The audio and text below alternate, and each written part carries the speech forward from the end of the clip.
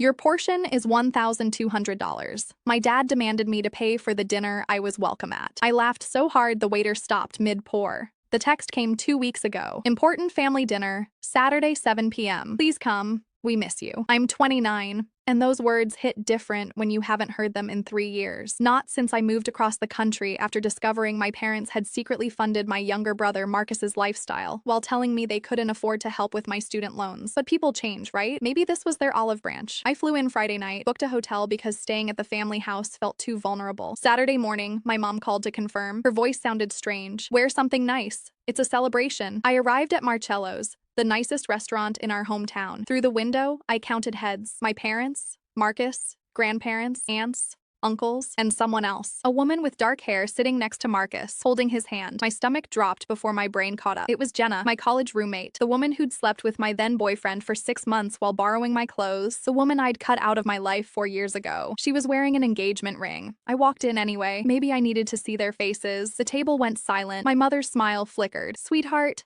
you came. She stood quickly, blocking my view of the couple. Your brother has wonderful news. She guided me to the only empty seat, directly across from Marcus and Jenna. Jenna smiled like we were old friends. Hey, stranger. Long time. My father cleared his throat. Marcus and Jenna are engaged. We're celebrating. I looked around the table. 15 family members watching me like a bomb about to detonate. Did you all know how Jenna and I stopped being friends? Silence. My grandmother finally spoke. That was years ago, dear. Ancient history. She slept with my boyfriend for 6 months while we lived together. My mother sighed. David wasn't right for you anyway. People grow. Jenna's been wonderful for Marcus. I looked at my brother, the boy I defended against bullies, helped with homework, covered for when he snuck out. How long have you known? He shrugged. A while. Before or after you started dating her? His jaw tightened. Does it matter? I stood up. I hope you're happy together, but I can't be here. I was almost to the door when my father's voice cut through the restaurant. Running away again? After everything we've done for you? I turned. The entire dining room was watching. What exactly have you done for me? We raised you, while telling me you couldn't help with college because money was tight. Meanwhile, you bought Marcus a car, paid his rent for 3 years, and funded his courtship with my former best friend. My mother stood. This is exactly why we didn't tell you sooner.